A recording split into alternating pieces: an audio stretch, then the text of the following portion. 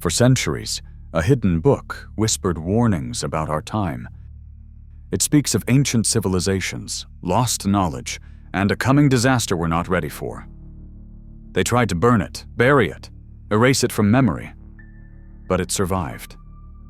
And now, it's resurfaced, right when we need it most. This is not just a prophecy. This is the Kolbrin Bible, and what it says about our world might shake you to your core.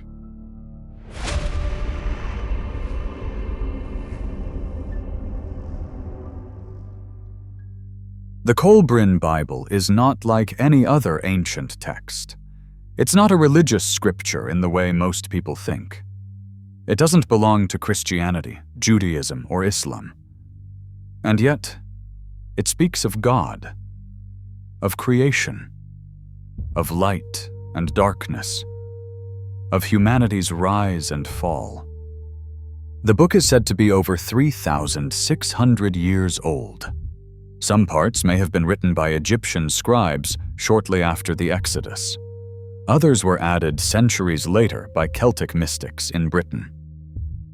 Together, they form 11 books, 6 from the Egyptian scrolls, 5 from the Celtic records. And the message that runs through them is clear.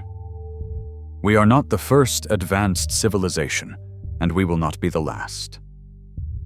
The Kolbrin speaks of Atlantis, of great floods, of fire from the sky. It tells of a celestial object known as the Destroyer that brings global destruction in cyclical patterns.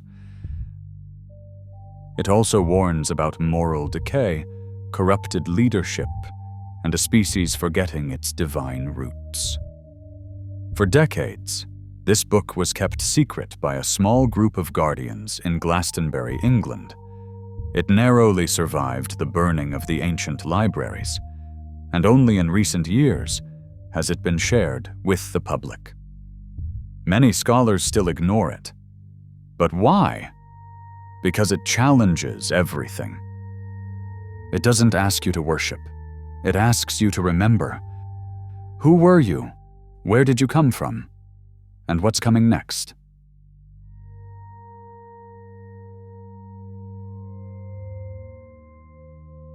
Most people have never even heard of the Kolbrin Bible, and that's not an accident. The origins of this text are mysterious, almost mythical. Some say its Egyptian sections were written just after the Hebrew Exodus, during the chaos that followed the fall of Pharaoh Akhenaten's regime. Others believe it came from secret schools of scribes who recorded the spiritual science of Atlantis before it vanished beneath the sea. These texts were said to be preserved in scrolls, hidden deep within temples, and carried by migrating mystics who fled the collapse of their civilizations. Eventually, they reached Britain. There, Celtic druids and early Christian monks became the new protectors. They translated, preserved, and added to the writings, not as doctrine, but as wisdom. The result? A rare blend of Egyptian cosmology and Celtic spiritual insight, unlike anything found in traditional religious texts. The Kolbrin almost didn't survive. During the 12th century, Glastonbury Abbey, the place said to house its last surviving copy, was engulfed in flames. Monks risked their lives to rescue the manuscript. Some say it was hidden underground for centuries. It wasn't until the 20th century that the Kolbrin resurfaced in fragments, passed between private collectors, and eventually it was compiled and published without the support of any church or institution. To this day, no mainstream religious authority recognizes it. No university officially studies it. But why? Because what's inside it challenges the timeline of history itself. It tells us that human civilization is far older and far more advanced than we've been told. It's been hiding in plain sight, waiting for you to remember.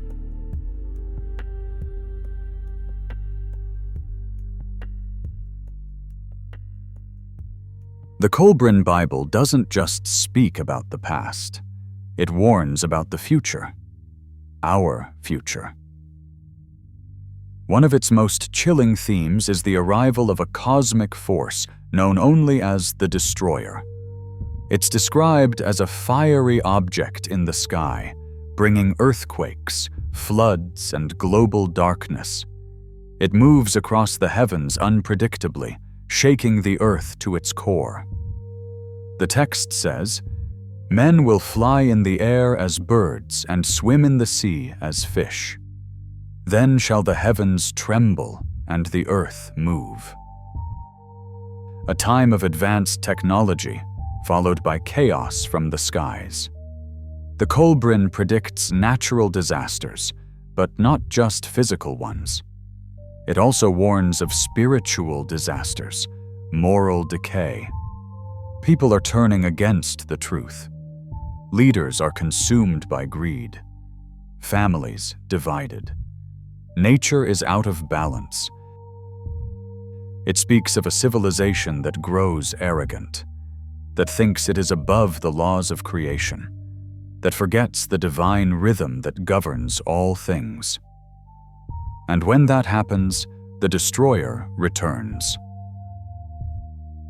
In ancient times, such cataclysms were recorded in myths: the Great Flood, the fall of Atlantis, mass extinctions, fires, and resets. Today, science calls these extinction-level events. Climate collapse, solar flares, asteroid threats, magnetic pole shifts. Could the Kolbrin have seen this coming? It's not a book of fear, it's a book of preparation. Its message is clear. When we ignore divine law, we bring destruction upon ourselves. But if we align with it with truth, with nature, with the Spirit, we can survive the storm. We can rebuild, not just physically, but consciously.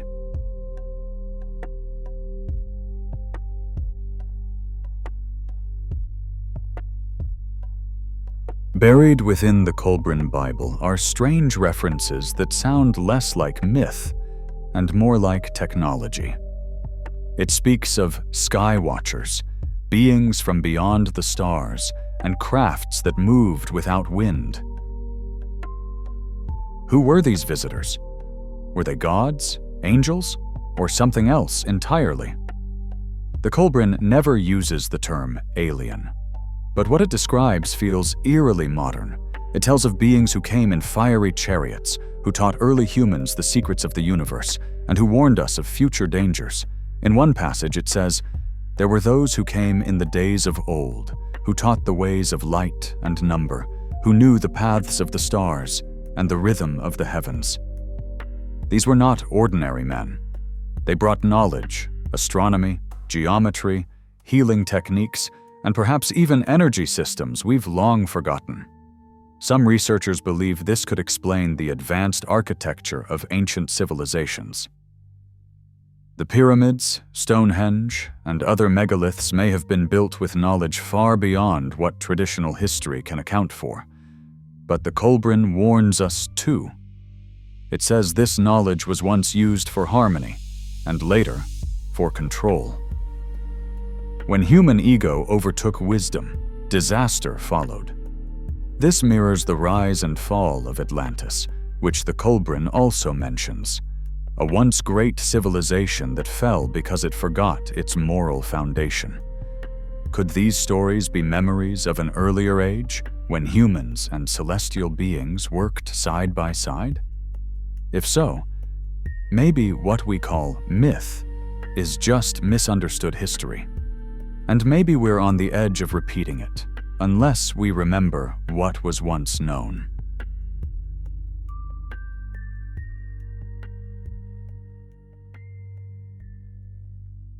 The Kolbrin Bible isn't just about prophecy or lost history. It's also a spiritual guide, one that blends science with soul. Throughout the text, there are teachings about energy, vibration, and the unseen forces that shape our reality. It talks about the human body as more than flesh, as a vessel of light and frequency. One passage says, Man is more than matter, for he has a spark within that moves unseen and gives life to clay. This spark is what modern thinkers might call consciousness. It's the part of us that remembers, the part that continues after the body fades. The Kolbrin describes the soul's journey not as a one-time event, but a long path of growth. Each lifetime is a lesson. Each action carries weight, not through guilt or punishment, but through cause and effect. This mirrors ideas found in Hermetic teachings, Eastern philosophy, and even quantum theory. It also speaks of the law, not a religious commandment, but a universal order. Break that order, and chaos follows. Live in harmony with it, and life begins to unfold with meaning. The Kolbrin offers practical wisdom. Control your emotions. Keep your word. Know your thoughts. Refine your inner world, because it shapes the outer one.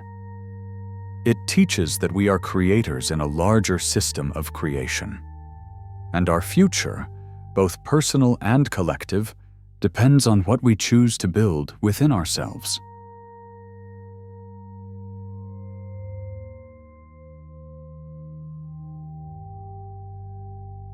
For centuries, people have asked, can science and spirituality ever agree?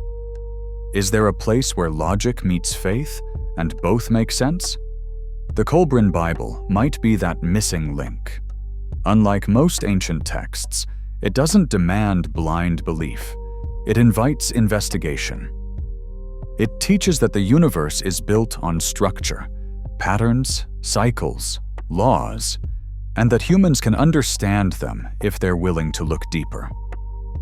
One of the most repeated ideas in the Kolbrin is that truth must be tested. It warns against systems that suppress curiosity, that fear questions, or silence doubt. It encourages the seeker to explore both the outer world and the inner one, to study the stars and the soul, to learn the patterns of weather and the movements of thought. This is where ancient wisdom meets modern discovery. Energy fields, frequency, intention, things science is only beginning to measure, were already described in symbolic language thousands of years ago.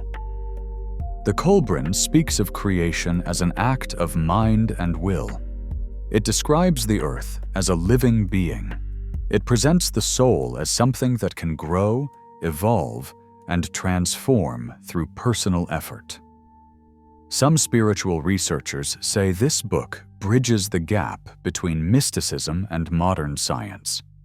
Not because it explains everything, but because it invites you to ask better questions. It doesn't offer easy answers. It offers a mirror, a challenge, and a choice. Will you keep chasing someone else's version of truth, or begin your own search for what was buried long ago?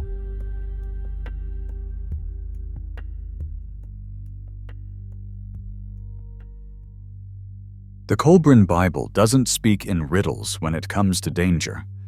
Its warnings are direct and disturbingly familiar.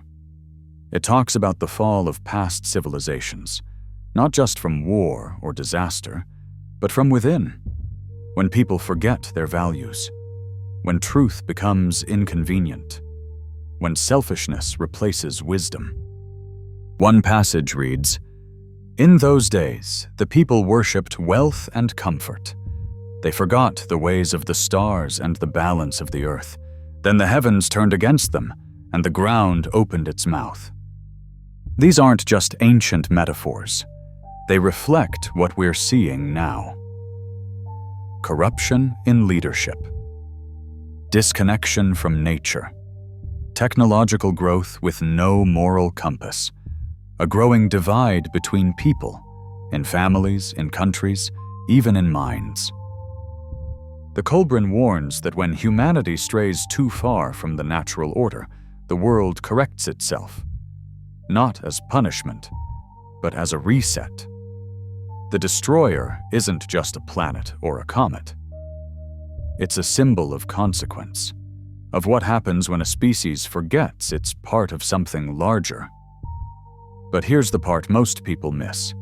The Kolbrin doesn't just predict disaster, it offers a way to prepare.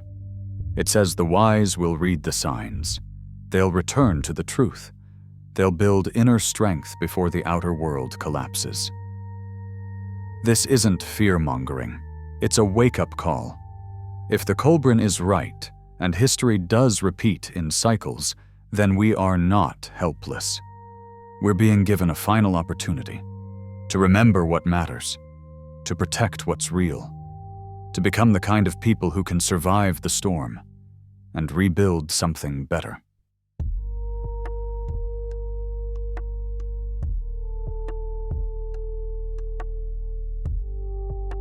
The Kolbrin Bible doesn't just leave us with fear.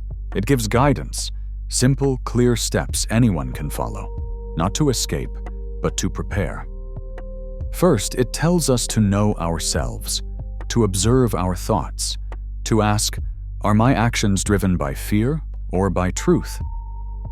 The Kolbrin encourages something modern society often avoids: silence, moments of stillness, reflection. Time to understand the inner world, because that's where lasting change begins. It also talks about discipline, not as punishment, but as protection. Protect your energy, speak carefully, keep your word, and act with intention. This ancient book teaches that small, daily choices shape who we become and what kind of future we're building. The Kolbrin says that real strength is quiet. It's the strength of someone who does the right thing, even when no one is watching. It's the kind of strength that keeps families together, that heals communities, that grounds a person when the world shakes. It tells us to return to natural cycles, pay attention to the sun, the stars, and the seasons. Live in rhythm with the earth. Modern life pulls us away from this, but the Kolbrin reminds us that true wisdom is timeless. And most importantly, it says this: prepare not just your home, but your heart. Because when change comes, and it will, the ones who stand strong will be those who did the inner work first. You don't need to fear what's coming. You just need to remember who you are.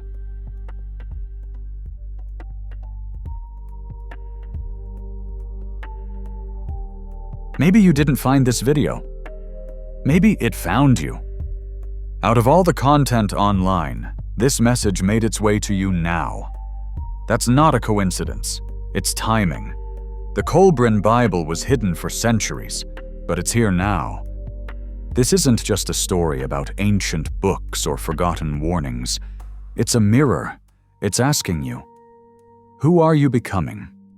What will you choose to build within yourself and around you? If something inside you stirred during this journey, hold on to that. It means you're waking up. Thank you for walking this path with us, and remember, the answers aren't out there. They're already within you.